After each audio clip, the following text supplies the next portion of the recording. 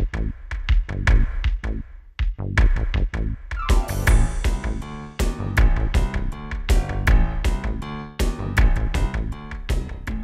afternoon. Welcome to Community Corner. I'm Ryan Nicholas Ray. My name is Aaron Karnig Castle. And I am DeWitt Taylor. Our guests today are Shana and Matt Henry. They are currently directors of a camp of Skyline, a camp that focuses on campers with disabilities. For several sessions, and each year, we learn more about the details of this camp as it moves along. We will learn more about both Shana and Matt and the backgrounds and current activities. They have two daughters who are very involved and helpful with their campers. Each of our guests will bring special talents and vital skills and that support and encourage those with disabilities to having a camping experience that is pure importance and encourages their lives and dreams to have opportunities, and has everyone. Ladies, let's give a warm welcome to our two guests today, Shana and Matt. Welcome to Community Corner. Welcome. Thank you. Thank Thanks for having us.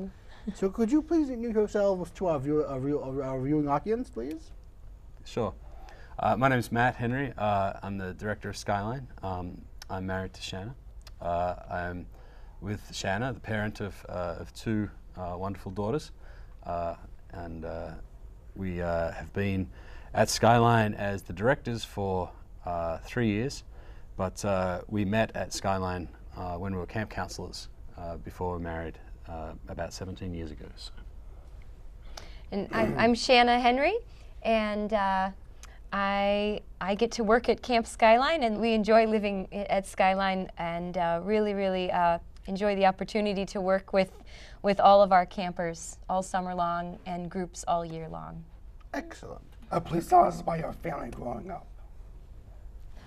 I grew up in Chicago, in the Chicago suburbs, and I have one sister, and I grew up pretty happy childhood and really enjoyed school and sports and really wanted to find a way to live outside, and that was going to be working at camp later. Cool. And I grew up in Sydney, Australia, with two older sisters, and played a lot of sports, spent a lot of time outside when I was a kid, and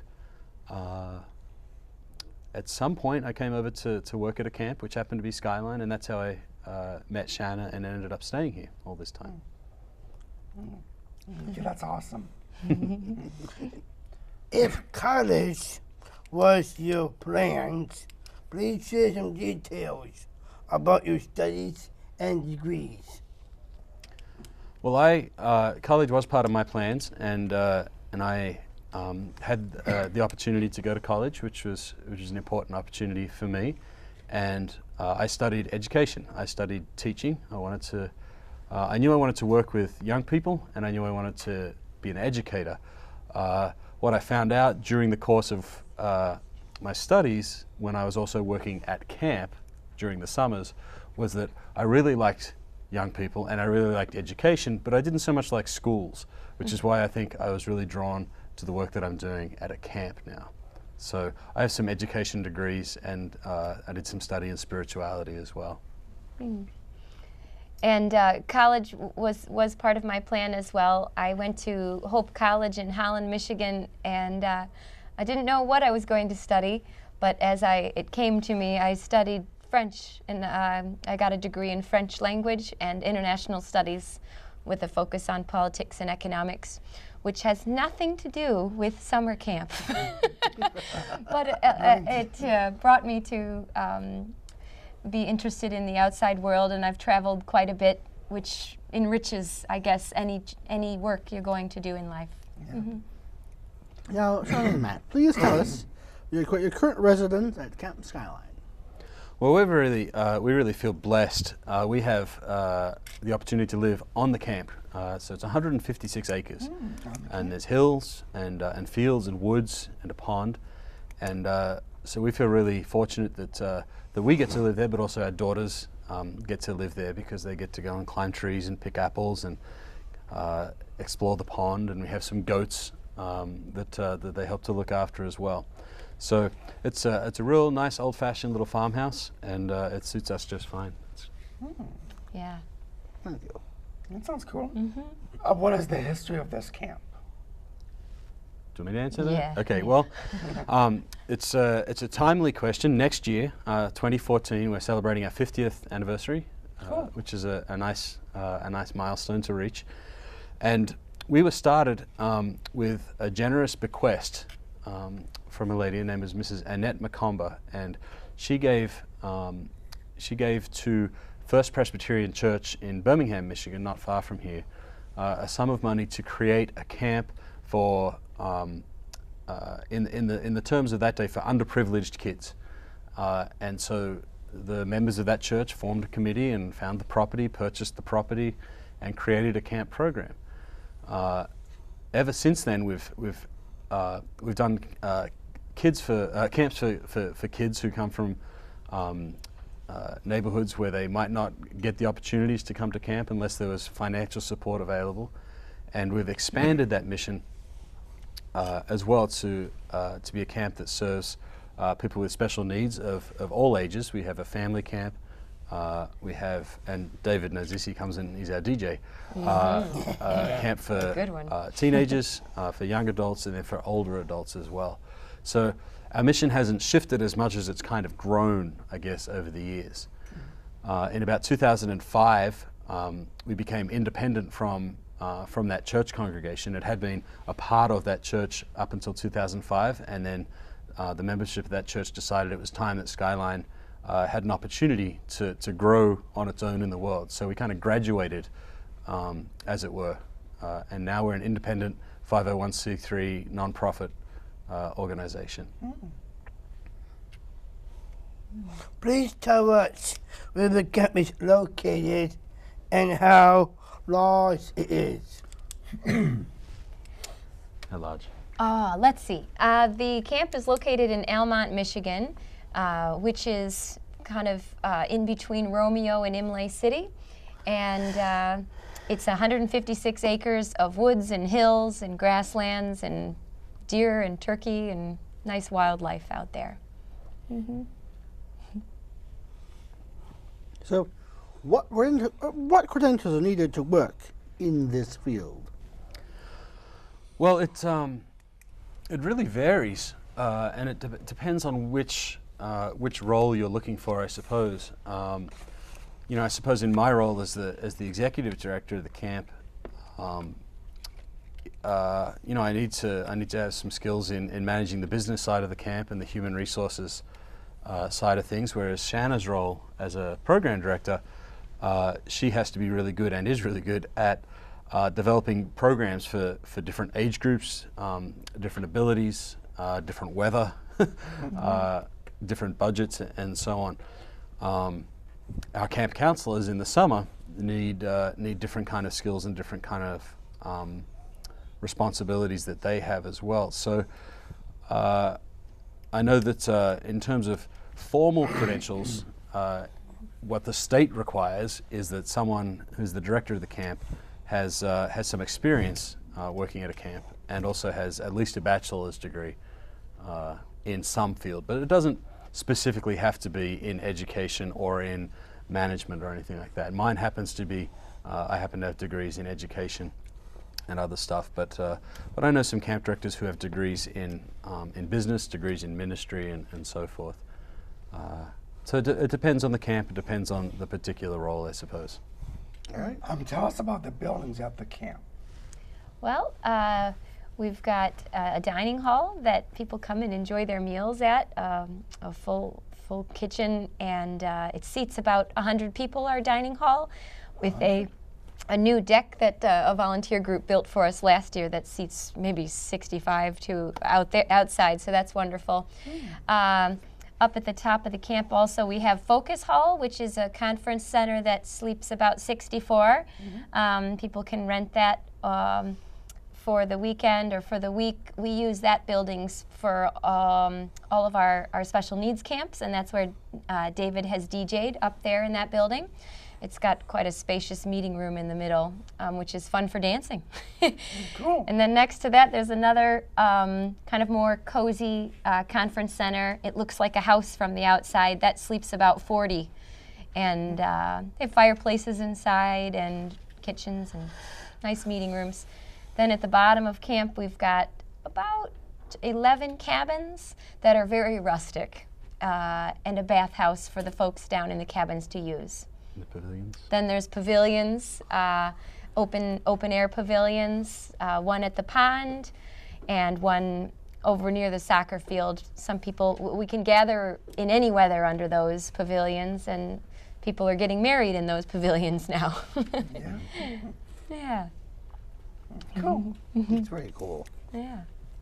What is offered on a daily basis for those attending a camp session? Well, at camp, we change it up each day, but generally there's, within a week, we'll do archery, and usually every day we swim. Sometimes we have therapeutic horseback riding. We'll do drumming, like a drum circle. We do a lot of singing at camp. We dance. We go hiking, play kickball, volleyball. We do fishing at the pond. Sometimes we do canoeing. Our goats. Our goats are a big part. Everyone loves to visit the farmhouse. They go out and meet. We have small Nigerian dwarf goats, and they're a big hit. Well, we eat, definitely. That's a daily. 3 times a day, plus a snack at night. We like to eat. Sometimes we do cooking. We've done bread baking or cookie making. I'm trying to think. There'll be other things depending on the week. Sometimes we might pick fruit if there happens to be in season. Storytelling, laughing. A talent show. That's something we do usually every week, is a talent show. And people get up and do their thing and always find a really warm welcome. And it's a nice experience. So. Tell us about the regular permanent camp staff. We have, let's see, we have probably about 15 staff who are with us sort of the year round, as opposed to our camp counselors who are only there for a couple of months in the summer. So there's really only 2 or 3 full-time workers. One of those is me. Another one is our maintenance supervisor, and he has a couple of assistants. We have a food service manager, and she's been there more than a decade. As have many of our cooks, and our kitchen assistants have been there for many years. So one of the things that's nice about our year-round staff up at the site is they're people who are really there because they love the place, they love the program. It's not just a job that they're doing. And we also have a business administrator who works actually not on the site but in Birmingham in an office there, and she takes care of all our reservations and bookings and camp registrations and things like that. How do you get counselors for the camp? Well, a few different ways. I think maybe the most common way and my favorite way and the best way is through word of mouth. It's either people who have been campers who loved their experience as campers who then want to come back when they're grown up enough to be a counselor. Or someone who has a sibling or a friend or something like that who has been a counselor before them. So, in the very, very first year of Skyline, I don't know how they found them, but now that we've kind of got some momentum and a roll on, they just seem to sort of come out. We do go to a couple of college fairs, summer job fairs, and we usually get a couple of folks there, and. I came, you can hear my accent, and I'm from Australia, but I came through an organization that brings camp counselors from overseas. Okay. And in 2013, this past year, we reintroduced that as another place to get counselors from. So we had 4 international counselors this past summer that we were able to recruit, and that was terrific. They really add some different world experience, some different life experience, some great accents, different senses of humor, some new songs, some things like that. So our summer staff doesn't get bigger than about 25 or 30 people. So luckily we were able to fill it with some really good folks from different places. What criteria are you looking for hiring staff? Well, I think the main thing for all of our staff, whether it's the year-round staff that Ryan is asking about or our camp counselors that Aaron was asking about, would be that they're people who really want to love Skyline and love what we do. We really want people who get what we're trying to do with our program and appreciate that and believe in it. So that's probably the very first thing. The second thing, and this is thinking more about the counselors, is all of our counselors have to multitask because we're a pretty small camp and it's a pretty small staff. So all of our counselors have to be able to have the ability to be adults and have adult responsibilities in looking after not just themselves but someone else's children. So to be able to have that full and complete responsibility for other people's well-being and care.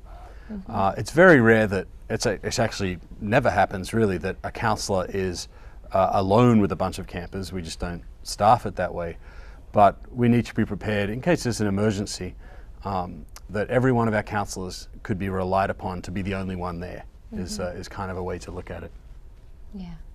And a good sense of humor is good, and liking to sing is also important. But those aren't deal breakers. Yeah. I'm also going to say, God, that good sense of humor. Well, camp's a great place to laugh. So. Laugh? I enjoy laughing. Yep. So does the camp hold fundraising activities? If so, please explain. Well, we've just done one big one that we're planning to grow as the years go by, called the Tour de Food. And Tour de Food. We're situated in the middle of a bunch of orchards and farms. It's a really diverse area. We can get apples and raspberries and cows and pigs and sheep and milk and all these different grapes. There's grape picking places. Anyway, we're very close to a lot of good food. And so we've started this event last year that cyclists or people driving cars come to Skyline and they get a map of the food, see where it's at, and they go and they either ride or drive to visit the different farms or artisans. We have a potter on there and a used bookstore that's got lots of treasures in it. But yeah, they visit all these different places and do some shopping or just look, and then come on back to Skyline and have a big local food feast. And so that's one fundraiser that we do. We do others, and Matt can speak to them. We do some traditional kind of general end-of-year appeals and so forth, and campership appeals, where we ask people who have a relationship with the camp if they're able to just make direct donations. And that's always been a critical part of our support, is individual donations. And besides that, as a 501c3 nonprofit, we seek support from various foundations, and that's been something that in the past few years we've really been reaching out and doing more of that. So we are appreciative of all the support we get, and open to anyone who has support that they're willing to give to us and to our campers as they enjoy our programs. Is this a year-long camp, and what are the choices? Yes, we do activities year-round. Our main program is in the summer for the 2 months of June and July, but we do a Fall Color Day, which is this Sunday, and that goes from about 1 to 6 p.m., and it's open to the community. Anybody that wants to come out and explore Skyline, maybe do some archery, do some canoeing or fishing. We paint pumpkins and play games, and at the end there's another local harvest feast, again using the food from our farmer friends around the road. That's in October. And then again in May, we have a winter fun day in February, and that's an open community event as well. In May, we have an open house. That's another one of those open community events with a free barbecue, that one. And then, Around July 4, we also open up our pool to the community and have some swimming, or whatever you want to do in the pool. I guess it's swimming for folks who want to come and have a picnic. right. And then all year long we have retreat groups that come out. We also provide team building activities for schools or business groups, college groups, things like that. So we are open year round. The busiest time is the summer, but our facility is open year round, and we do provide programs just about every weekend and week of the year. Yeah, and even there's day programs. Some groups will come out and just organize with me as the program director what they want to do. If they want to come out and canoe and fish for a couple of hours and do a craft, we organize that, and our cooks will cook them, a meal just so they can have an outing all together in a nice place. Cool. How are meals planned? Groceries purchased and meals cooked? Well, our food service manager, Jenny, does a fantastic job of providing really well-balanced meals so that almost anyone who comes through can easily find themselves well-fed. And on top of that, we do cater for people who have special diets. We just have to know ahead of time, so that make sure that we can do that for folks. But a lot of our food is purchased through some of the big food suppliers out there in the community. And one of the things that we're doing, as Shana was mentioning, we find ourselves really in the midst of a lot of food producers, and so increasingly we're finding opportunities to use local food products from local farmers and local vendors, which is terrific. And then all of our food is prepared in our kitchen. Mostly it's prepared right there as the meal is made. Cookies and so forth are baked, a few days in advance, and so forth. But we're very, very blessed to have some real talented people in our kitchen. And I have to say that probably, and this is good because it's no credit to me because I'm very bad in the kitchen, but probably the thing that is most highly appreciated and gets the best evaluations all the time about Skyline is its food. He can do dishes very well, though. I do the dishes very well. You do them really well? Expert at that. I don't know. So what inspired and paperwork is required, and how is it offered? What are the food you're saying? How is the food inspired? Yeah, how is it inspired? You guys inspired yourself to make this wonderful game. Oh, how we inspired ourselves to be part of it. Well, I think for me, I came out and worked as a camp counselor in the 1990s when I was a college student planning to be a teacher, and I really fell in love with the way in which a camp can be a learning opportunity for both children and adults with all ranges of needs and all ranges of talents.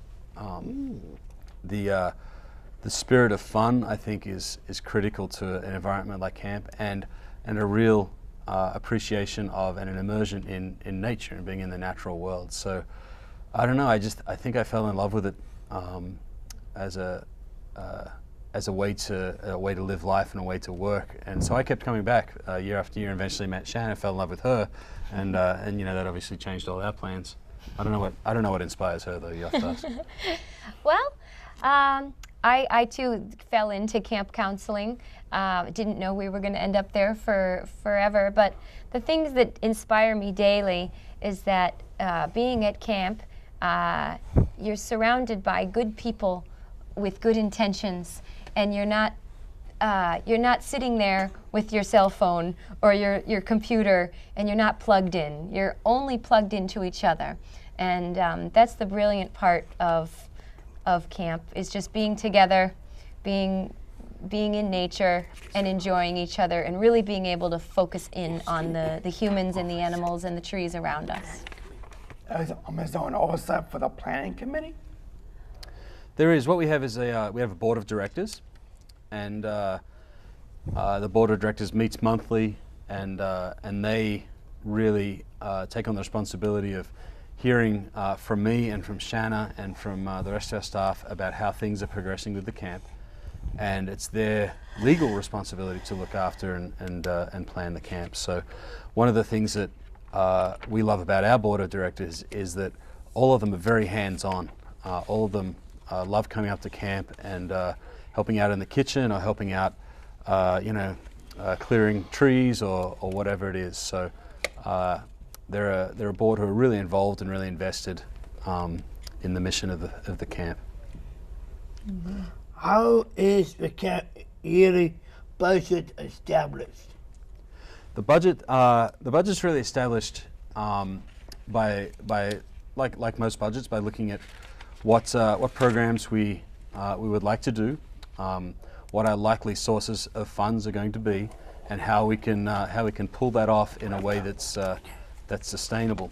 As a non-profit, that's always a challenge and a struggle. But one of the things that we will always do is seek to fulfill our mission to make camp as possible financially for as many people as we can, and we can't do that without members of the community who support us. So a big part of our budget planning is fundraising and reaching out to the community for that support.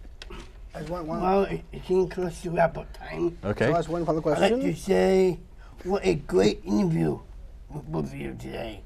You both expressed such loving interest and thoughtfulness is what you are doing. Those attending the camping sessions must have wonderful times and feel safe, active, and so happy.